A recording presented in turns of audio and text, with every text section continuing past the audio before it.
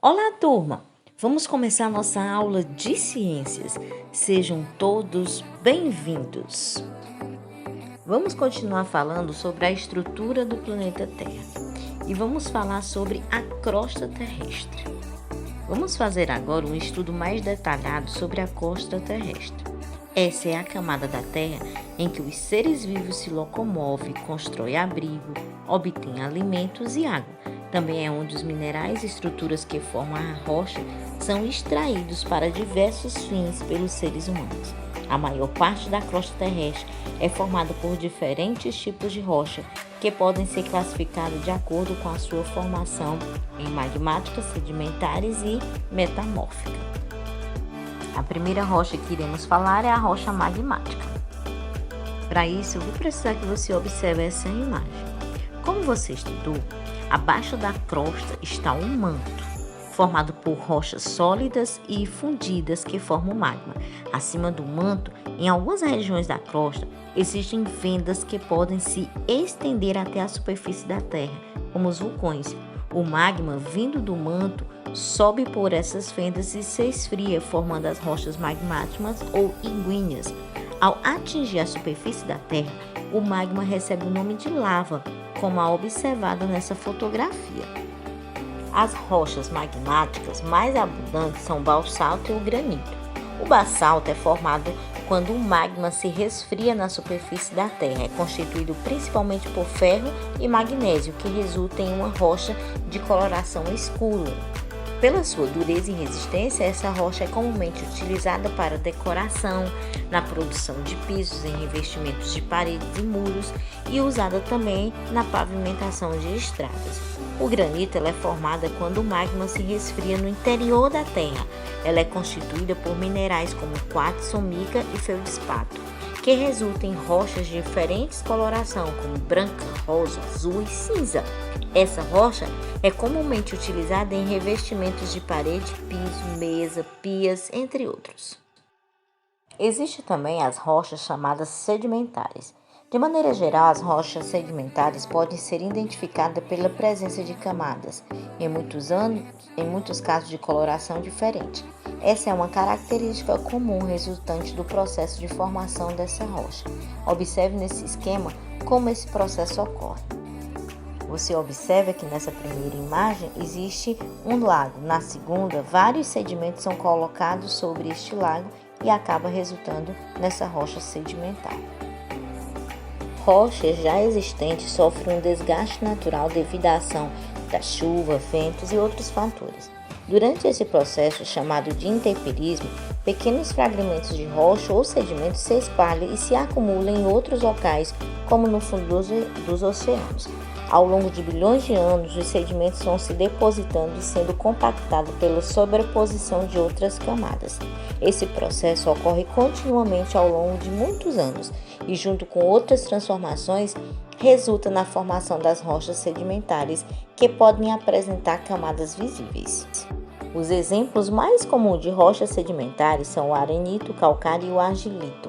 O arenito é constituído basicamente de pequenas partículas minerais, como quartzo e feldspato, que formam a areia. Ele é resultado em estruturas fabricadas de vidro e construções. E existe também o calcário, que é formado principalmente por uma substância chamada carbonato de cálcio. Existem em outras rochas e em partes de seres vivos marinhos, como conchas e moluscos e esqueletos de corais e algas. É comumente utilizada em decoração, na produção de cimento e cal para a construção e no preparo de solo para a agricultura. Uma outra rocha sedimentar é o argilito, que é composto basicamente de argila, sendo comumente utilizado para fabricar cerâmicas, como tijolos e vasos, e também em algumas produções industriais, como de papel e produtos farmacêuticos. Acredito que você já ouviu falar de fósseis. Os fósseis são os restos ou impressões de seres vivos que viveram há muitos anos e foram preservados. Eles são formados no processo de fossilicalização, que geralmente está relacionado à formação das rochas sedimentares, como você pode observar nessa imagem. Você observa que na imagem A o animal morre e várias camadas de sedimentos caem sobre o corpo desse animal. Na imagem B, com o passar dos anos, essas camadas são comprimidas pela formação de outras e as partes mole do peixe sofrem decomposição. Na figura C, com o passar do tempo, as partes mais duras do peixe, como os ossos, eles ficam intactas na rocha. Na imagem D, o fóssil da ave é encontrada nos Estados Unidos com a estimativa de ter vivido há cerca de 45 milhões de anos. E a E, o fóssil do peixe, é encontrado nos Estados Unidos com a estimativa de ter vivido há cerca de 55 milhões de anos. Os fósseis podem ser encontrados em diferentes camadas de rocha sedimentar. Estudos relacionados à sua idade, associados ao estudo das camadas rochosas, podem identificar o período geológico em que o animal viveu, além de ajudar a identificar a idade da Terra. Desta maneira, os fósseis podem ser utilizados como marcadores da passagem do tempo na Terra. Outra maneira de um fóssil ser formado é ficando preso em resina vegetal. Essa substância viscosa e pegajosa é produzida por algumas plantas e podem acidentalmente prender insetos ou partes de vegetais em seu interior. Quando ela endurece, torna-se âmbar, preservando o fóssil intacto por milhões de anos. As rochas e os fósseis são os principais registros geológicos analisados pela paleontologia, uma área que estuda os seres vivos e outros períodos a partir da análise de seus fósseis. Agora você vai observar como ocorre a formação do petróleo. Você já estudou que o petróleo é um combustível fóssil e que, por meio de sua destilação fracionada, diversos produtos são obtidos, entre eles combustíveis e plásticos. Os combustíveis fósseis é aquele que são formados por meio da decomposição de seres vivos sobre condições específicas de pressão e temperatura. Além de petróleo, outro exemplo de combustível fóssil são o gás natural e o carvão vegetal. Existem diversas teorias que explicam sua origem. Veja aí nessa imagem uma explicação delas. Na imagem A, você vê que alguns animais eles morrem e ficam sedimentados, caem vários sedimentos sobre eles. E então o material orgânico resultando da decomposição deles ser vivo se mantém sob determinadas condições de pressão e temperatura durante milhões de anos. Essas condições geram transformações químicas que formam petróleo, podendo surgir também o gás natural. E na imagem C, ao encontrar rochas impermeáveis, o petróleo se acumula, formando as reservas de onde é extraído pelo ser humano.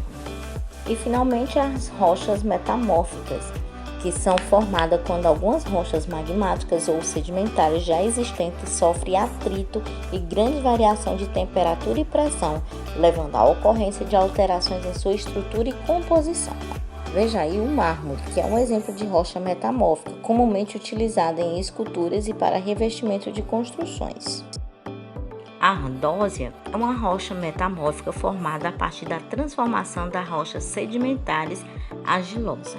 Essa rocha é comumente utilizada para revestimento de piso.